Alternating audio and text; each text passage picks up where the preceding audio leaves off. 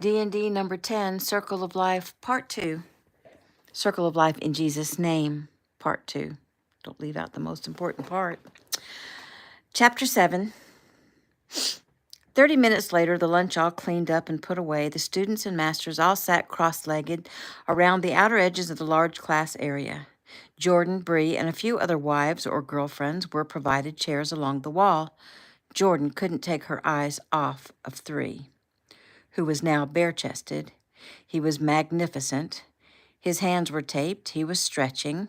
Standing near Grandmaster Keno was Joey Adams. He, too, was bare-chested and ripped with muscle. He, too, was folded in half, stretching his body. And Grandmaster Keno spoke. Master Foreman will ref. What he says goes. Joey, don't hold back. Joey nodded and bowed. Yes, sir. But don't kill him, Grandmaster Keno added. Everyone laughed, except young Eric, whose lips pressed tightly together. Jordan looked at him closely. He didn't seem scared. He did have a look of determination on his face. I'm going to coach Eric. If I miss something, I'd like the other instructors in this room to bring it to my attention. There was a murmuring of yes, sirs in the room. Jordan realized she was very nervous. She watched 3 draw several deep breaths. She knew he'd already been through an extremely hard workout and wondered what reserves he had left. The sparring began. Eric and Joey were moving so fast that Jordan could barely see what was happening. She caught that Eric had blocked several punches and kicks. He actually landed a punch right into Joey's chest, but the victory was short-lived when Joey spun and kicked Eric so hard he went down. It took him a minute to find his bearings and get up. Grandmaster Keno was calling out directions that Jordan didn't understand, like, double back, and you're off balance, and he's open. At the end of 3 minutes, Joey bounced away, and Eric rose off the mat and limped toward his grandfather. Jordan felt like she was dreaming. The whole thing was surreal. First, Joey Adams was absolutely remarkable. Watching on TV, you just don't get the realness of his speed and the realness of his power. Jordan thought with Eric being so young and so strong, he'd at least hold his own with Joey, but Joey was pulverizing him.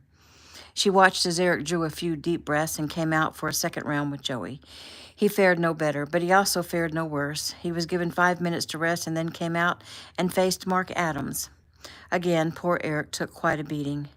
After that fight, Grandmaster Keno gave a long tutorial to Eric and to all those present of the things Eric did right and the things he could do to improve.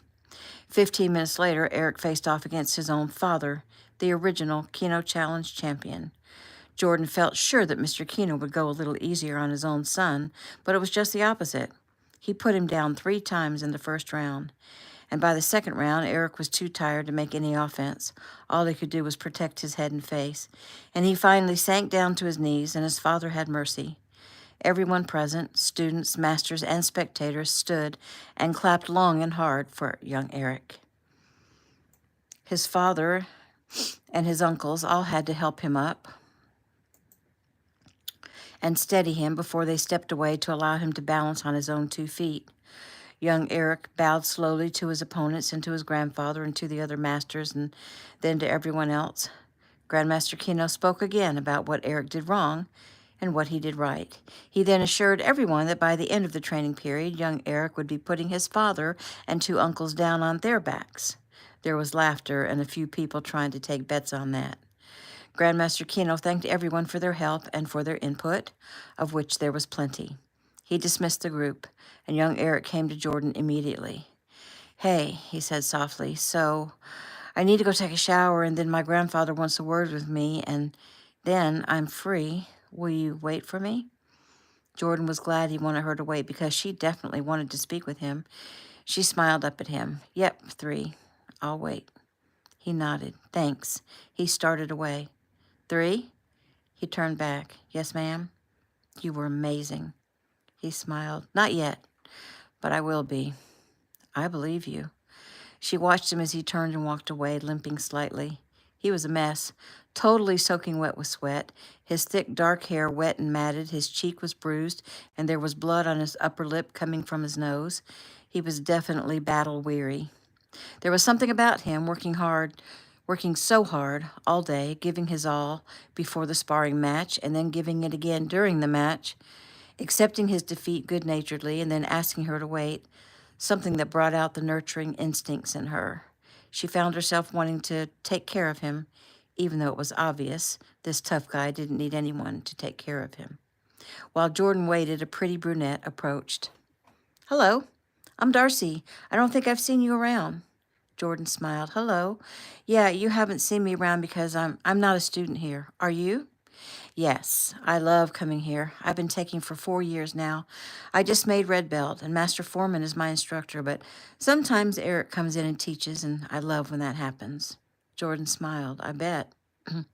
"Eric and I have known each other since high school. We're really good friends, if you know what I mean."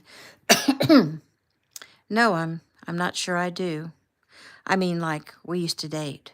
"Really? That's interesting. How long ago?"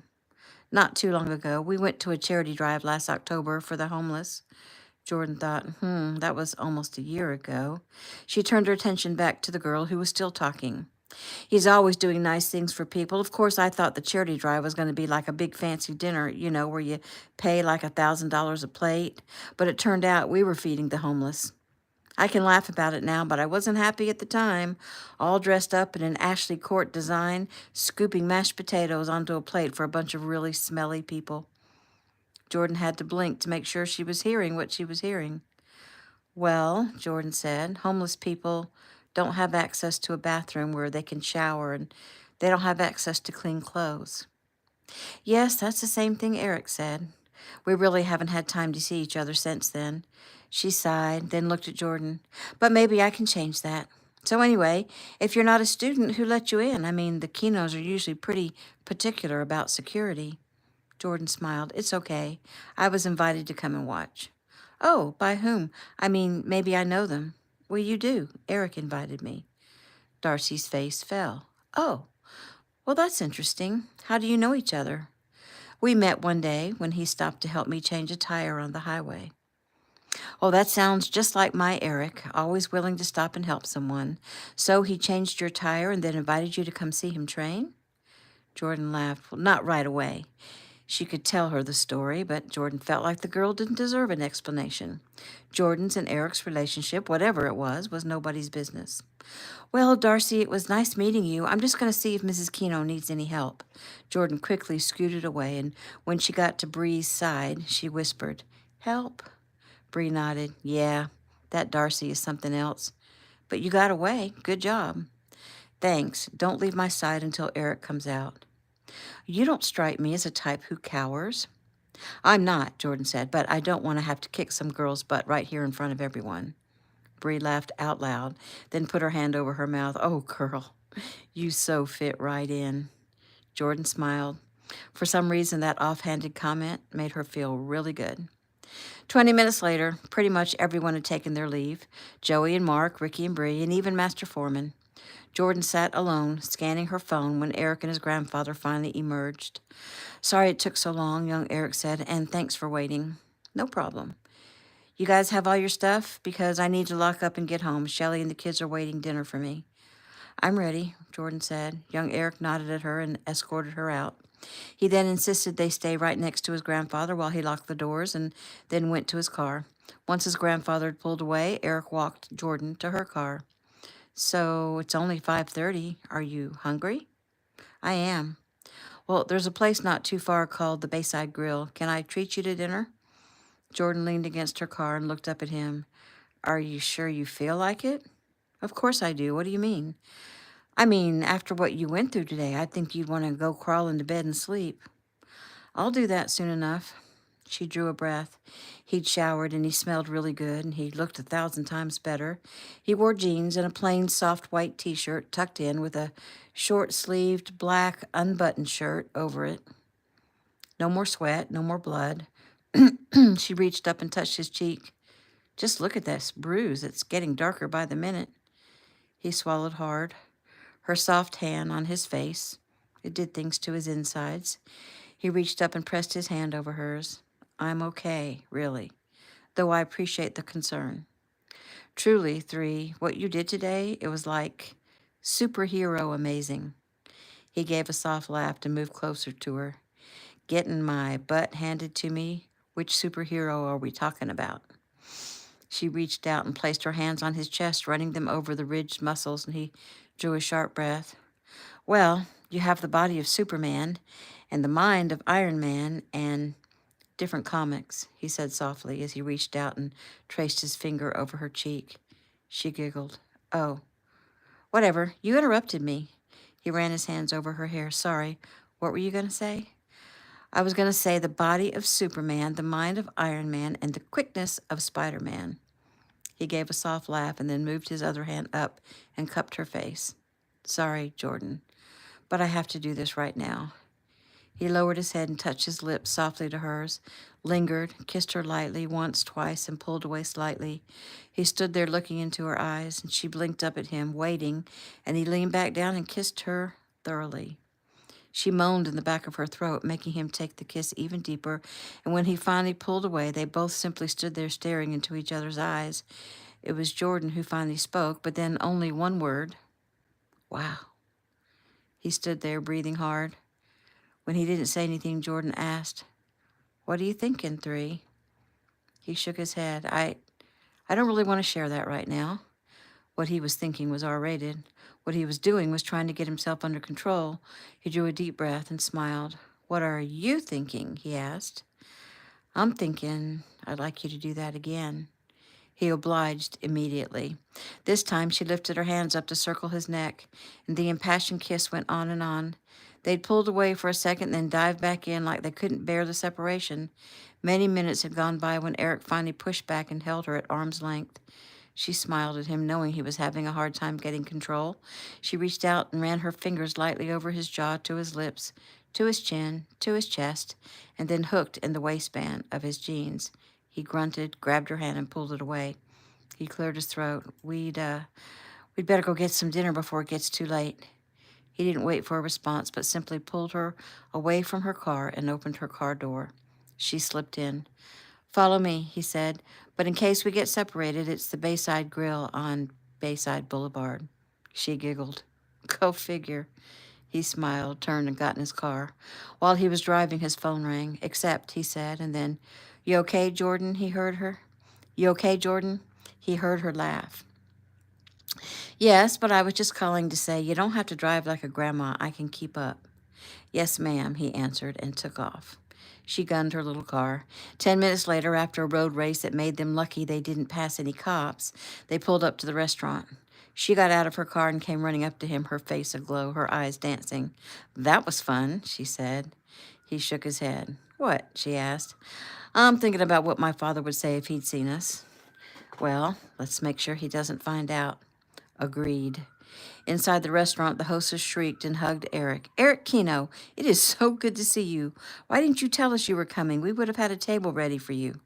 Eric looked around at the people who heard her and were now pulling out phones and snapping off pics. Oh, sorry about that, hon. Me and my big mouth. Eric smiled. No worries. I guess I should have called. It was a last-minute decision. The woman looked at Jordan. Hello. She turned back to Eric. We'll get you two seated in just a few. Thank you, Mrs. Vaughn.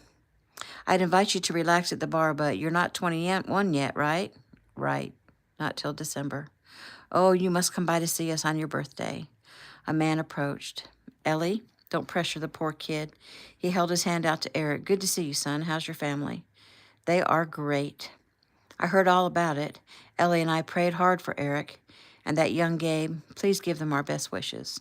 Thank you, sir, I will. And who is this gorgeous young lady? Eric smiled. This is Jordan. Jordan, this is Cal and Ellie Vaughn, owners of this fine establishment. Well, it's very nice to meet you, Jordan. Thanks, she said with a smile. You too. Okay, Ellie said, follow me. They followed her through the restaurant to a back table by a large picture window that overlooked the bay. It was dark outside, but there were twinkling lights outside all around the outdoor dining area and down toward the dock, and it was lovely. This is really nice, Jordan said. Yeah, it is. Great food, great atmosphere, not stuffy. Gets pretty raunchy in the summer. We come here a lot. Apparently. They perused the menu, and Jordan looked up. Is this restaurant like the one yesterday? How so? Like all natural, all organic, stuff like that? He grinned. Yes. All natural, grass-fed beef, no hormones, etc. Wild-caught seafood. Cool. What are you going to get? I'm going to do a giant steak because I need the protein. What about you? I can't decide, so I think I'm going to do the surf and turf platter. Eric nodded. That's a lot of food. She grinned. I think I can handle it. The server came and they gave their order. Eric looked at the lovely girl sitting across from him. Today, she dressed even more casually than yesterday at the game. She wore jeans, athletic shoes, and a bright turquoise-colored t-shirt with white ribbing and a big white daisy on the front. She looked tough and feminine at the same time, which Eric realized really described her. He reached across the table and held his hand out, and she placed her hand in his and smiled at him. This is nice, she said, looking down at his hand holding hers. He squeezed her hand. Thank you for waiting for me. I know it was a long time. No prob, 3. I wanted to wait. I wanted time to talk to you, too. It was only like 30 minutes. Well, 30 minutes is a long time to ask someone to wait. My grandfather's little talk with me went a little longer than I expected. Can I ask what he wanted to talk about? Sure. When he teaches, he doesn't just train the body, he also works with the mind, with our emotions, and for members of his family, with us spiritually. He wanted to know how I was feeling, like my confidence level and my commitment level, that type of thing. And how is your confidence level? Well, I thought it was fine, but he thought I was suffering in that area, so we did a little talk therapy session, and I guess he was right. Getting my getting my butt kicked by men a lot older than me. It's a little embarrassing and hard on the ego. But those men are all champions. Still, they're older. But as my grandfather said, also wiser when it comes to experience under pressure and how to counter punches and kicks to their advantage. They have a lot more years of training under their belts than I do, and they don't feel the need to try to prove themselves. So there was no pressure for them. In other words, they were just having fun kicking my butt, while I was frustrated, humbled, and maybe a little angry. Wow, your grandfather came up with all that? Well, he helped me to come up with it. He's very wise, huh? Very. So, did you work through your feelings of inadequacy? He smiled at her wording and nodded his head. Well put. And yeah, at least I think I did. There'll be many more sessions before the challenge to make sure my head is where it should be. She nodded. You got to have the mind of a champion in order to be a champion. Exactly. He rubbed his thumb over her wrist. So, Miss Jordan, did you make a decision about tomorrow? She smiled and nodded. Come pick me up at 4 and meet my family. He grinned. Awesome. New scene. September 13th, Friday evening, Tanner home, Pine Forest, Georgia. Rose Anderson pulled out her phone and walked out of the kitchen to find a private place to talk. She ended up taking a seat in the stairwell that led down to the basement. Well, hello there, Mike. How are you? I'm well, thanks, Rose. I didn't expect to hear from you before the shoot tomorrow. Yes, well, I thought we might need to clear the air. The last time we spoke, I think we both were in a strange place. Your brother had almost died, and I was in Denver dealing with things, and I think we may have ended that conversation in a bad place. Well, Mike, that's pretty obvious, since I haven't heard from you since, and we had been talking every day. Exactly, Mike agreed. And I admit I kind of miss your gorgeous self. Rose frowned. Have you missed me at all? He asked. Sure, though I wasn't happy with you when we last spoke. I know. I was wondering if maybe we could meet, like maybe at Joe's, talk things out, clear the air before the shoot. When? Tonight? Yes, since the shoot is tomorrow. Well, where are you staying? Aunt Jody said you weren't staying at the inn. Well, should I feel honored that you took the time to check on that? Rose laughed. You can feel however you want about that. I was just curious. So what do you say? I guess I can meet you at Joe's. Great. Say in about an hour? An hour it is. See you then. Rose hung up and stared at her phone. She didn't know what to think. She wondered if she was doing the right thing. She probably should tell him to go jump in a lake, but for some reason, she felt compelled to see this through. Her father would probably not agree, and so she would not tell him where she was going. She quickly ran upstairs to take a shower and get dressed. Once she left the stairwell, Gabe came up the stairs from where he'd been working out. He'd heard half the conversation, and it was really none of his business. But he knew she was going to see Mike Moreland, and he knew how things ended between him and Rose a week earlier, not pleasantly, with him insulting her faith. And Gabe wondered if she intended to tell their parents where she was headed. He certainly couldn't snitch on her, but he guessed he could go to Joe's himself to keep an eye on his sister if she left covertly. Gabe? He turned quickly at his father's voice. Yes, sir. How you feeling, son? I'm feeling great. You feel like coming out to Joe's with me? We're gonna go drink to Jake. Can I drink? Sure, just no alcohol. Gabe sighed. Yeah, I'll come with you. Mom's not coming? No. Is she okay? Yep. What about dinner? She's taking a break. I told her we'd eat at Joe's. Iris just had some mac and cheese, and Daisy's taking care of putting her to bed. Vi is out with CJ. Lily is with some friends at the high school football game. And Rose just texted me and said she was going to do some reading and go to bed early. Gabe frowned and shook his head. What? Gabe looked up, opened his mouth, and then stopped. Nothing. Do I have time to shower? Sure, let's leave in 30. Got it. He ran up the stairs. A little over 30 minutes later, Gabe and his father arrived at Joe's Bar and Grill. The place was crazy busy on a Friday night. All the pool tables were occupied, the jukebox was loud, and the small dance floor in front of it was full. There were only a few empty seats at the bar, and Keegan and Gabe found their party sitting way off at a table toward the front corner of the place where a few seats were saved for them. There's the man, Jake said as Gabe approached. You're the man, Gabe responded, smiling at Jake, who already seemed to be very intoxicated. Keegan went to Jake and patted him on the back. Jake stood and hugged him. Keegan smiled at the young man. You're going to be okay, son. Jake nodded. Yes, sir, I am, sir. Keegan glanced down at Jake's dad. Hey, John, how long have you guys been here? John chuckled. A while. It started out we were just going to stop and grab a beer, but it turned into a guy's night to get wasted type deal. Looks like I got some catching up to do, Keegan said as he leaned over to shake Chaz's hand. He took a seat. How's Lena taking him being here without her? She seems to understand, Chaz said as he glanced at Jake to make sure he wasn't listening. I explained to her that Jake is facing more than just a separation. It takes a minute to face your own mortality and get that fear under control. Keegan nodded. Gabe found a seat against the back corner by the window so he could see if and when Rose drove up. He ordered a soft drink and a pizza and some chili cheese fries. He was hungry, though as busy as they were, it looked like it would be a while before the food would arrive.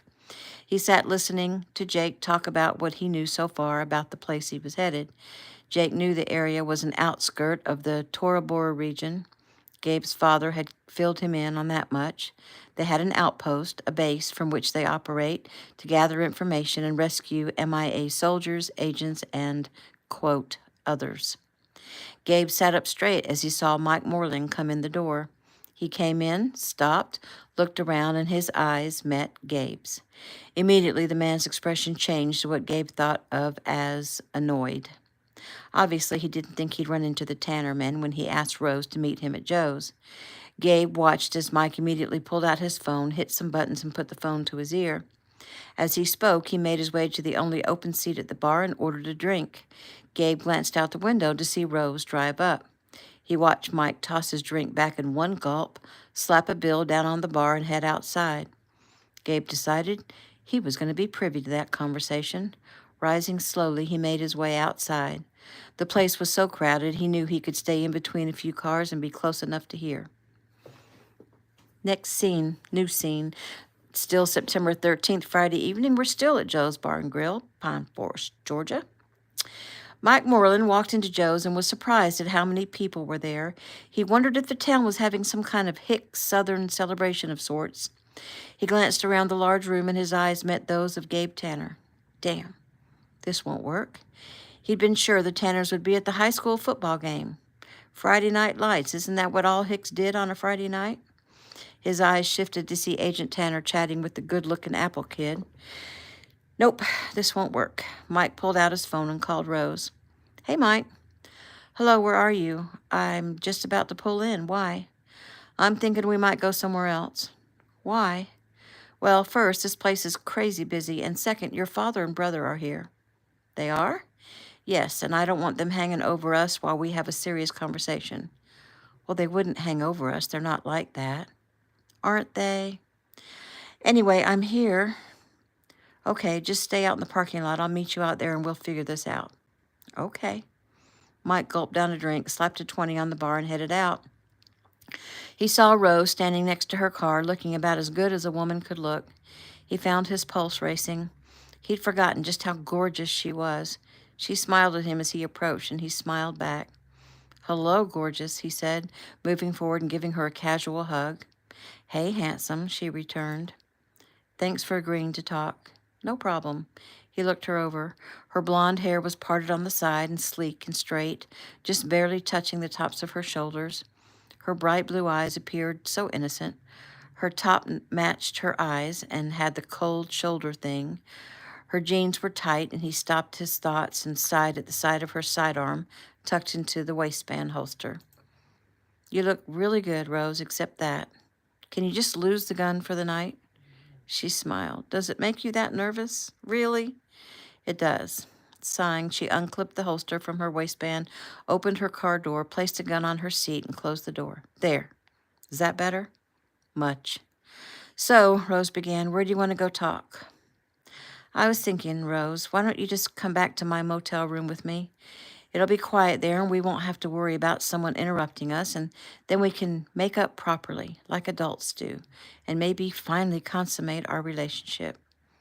Rose frowned. She had no intention of going to his motel room and consummate anything, and she realized this meeting was not going to go how she'd hoped. So you want to apologize to me for what you said and then have sex with me? Apologize to you? I don't know about that, but I thought we could talk it out and come to an understanding. I feel like what we had is too good to simply throw away because we differ in opinion on a few things. On a few important things, she amended. Though I can get past that, what I can't get past is how you belittled my beliefs. And that was what I thought you might apologize for. How did I belittle your beliefs? You compared them to believing in Santa Claus. He blew out a breath. Well, Rose, you believe in honesty, right? And that's what your God preaches, right? So honestly, that's how I feel. She blinked back the tears that immediately formed. No way was she going to let him see how those words hurt her. He was being so degrading. Well, then, there's no more to say. How can you think that we can work this out when the thing that is most important to me, you degrade without a thought for my feelings? It's very pompous and very condescending of you. Look, I don't mean to hurt your feelings. I still believe that you and me together, we would be unstoppable. Like I said, with your incredible beauty and my brains, we could literally conquer the world together. I have brains too, Mike. I know you do. I didn't mean it like that. Right. Look, Mike, I care for you. I really do, and I appreciate what you do and what you've made of yourself. It's incredible. But I don't think this is going to work out between the two of us. Rose, you just said you care for me and appreciate me. Yeah, so? So come to my motel room and show me how much you care for me, and show me how much you appreciate me. And not only will I make you feel really good, I will make you a star. You will be a millionaire within 1 year. I have the power to do that. Her eyes opened wide. Her jaw dropped. You want me to prostitute myself? Well, that's not a very nice way to put it. Because there's not a nice way to put it. First, I don't do casual sex. You know that. We've talked about it enough for you to know that. Next, I don't care about money or fame, not even a little bit. Well, maybe you should, Rose, because money and fame equates to power, and that is what makes the world go round. She shook her head and blew out a slow breath. She understood with great clarity that she was being confronted by evil. You know, you're playing the part of Satan, right? Where in the Bible it says he offered the kingdoms of the world to Jesus, and all Jesus had to do was worship him. The Bible, right, he laughed. And we're done, Rose said as she started to open her car door. He grabbed her wrist. Wait. We have things to talk about, Rose. Don't just run away. Take your hand off me, she ordered. Or what? You're not wearing your gun. I don't need it to handle you. Take your hand off me. He released her. Fine. It's not like I was trying to hurt you anyway. I just want you to understand. I don't think you understand what you're missing. What am I missing? Well, maybe you don't realize how many women throw themselves at me every day. They do that because they know that I can make or break them. Do you know how many women do that? I don't know, and I don't care. Meryl Mitchell, the woman I just did a shoot with in Denver, is nothing compared to your beauty. But she gave herself to me, and I have made her almost an instant celebrity. She's a fitness trainer and already, within a few weeks, has been signed on to help 2 Oscar-winning actresses to get in shape for upcoming movies. She skyrocketed to the top. I did that. That's the power I have. And don't you already have people begging you for your beauty regimen secrets? I know you do because I follow you on social media, and you don't even have a skill. You're just drop dead gorgeous. Just think where you could go. Wow. I don't even have a skill? Wow. She drew a patient breath. Mike, you're not listening. First, how can you brag about having sex with another woman just last week and then come to me and ask me to go to bed with you? That's disgusting. Second, I don't care about being rich or famous, and when I give myself to someone, it will be because we love each other, and it will be under the covenant of marriage. Rose, wake up. It's you who needs to wake up. There's so much more in this world than what you can see or touch or hear or feel. We are not here alone, and we are not here to get rich and to have an easy life or to be entertained. We are here to do good works and to help people find their way back to their heavenly home, to protect the innocent, to be tested, and to grow strong because of those tests. This life doesn't last very long in the scheme of things, Mike, and when you die, you're going to wish you knew the way back home. Don't sell your soul to worship fame and fortune, which is the same as worshiping Satan. Worshipping Satan. Do you realize how ridiculous you sound? She shook her head. There are signs all around you, Mike, of God's existence. The ridiculousness comes in denying those obvious signs. Look, we'll agree to disagree. My sisters and I will be there at the shoot tomorrow. We'll fulfill our contract, and then I wish you well, and I'll pray for you. He took her by the shoulders and pulled her close and kissed her, and she struggled to get away, and he finally released her. Tell me you don't want that. She laughed. I don't want that. He grabbed her again and gave her a shake. Rose, you are throwing away a fortune. People would kill for what I'm offering you and would gladly spend a night in bed to get it. Take your hands off me, Mike. He pulled her close. I am trying to shake some sense into you.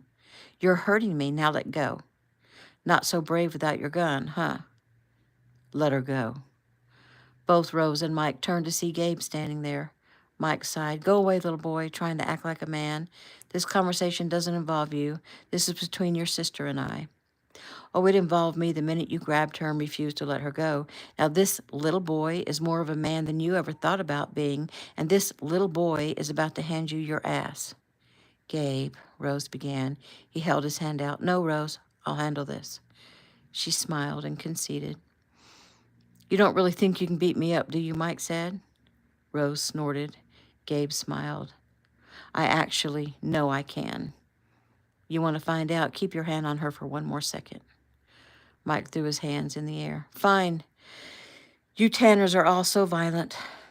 You're the one trying to rough up my sister. We don't start stuff, but we'll finish it. Mike ignored him. Rose, I'll expect to see you in the morning. I already said I'd be there. And maybe think about things tonight. You might change your mind. I won't. He turned away, moved cautiously around Gabe, and headed to his car. Gabe watched him go, then turned back to his sister. She had tears in her eyes, and Gabe held out his arms, and she went to him. He wrapped his arms around her and held her tight, while the older sister cried on her little brother's shoulder. When Rose finally pulled away, she smiled up at her brother. My little Gabe, you are so grown up. Thank you, sweetie. I heard almost the entire conversation, Rose, and you were awesome. You even got in some preaching. She giggled through her tears. Not that it will do any good. Well, you never know. You might have planted some seeds. Maybe. Come on, let me buy my sis a drink. Guys' night out? Impromptu, yeah, and you've always thought of yourself as one of us, right? She laughed. Yep, 'cause I can ride and shoot with the best of you. Well, not with the best, but you can ride and shoot. She laughed as she linked her arm in his, and he escorted her inside. And Keegan smiled as he gazed out the window at his son and daughter. He was so blessed. And that is the end of chapter 7. Fun stuff.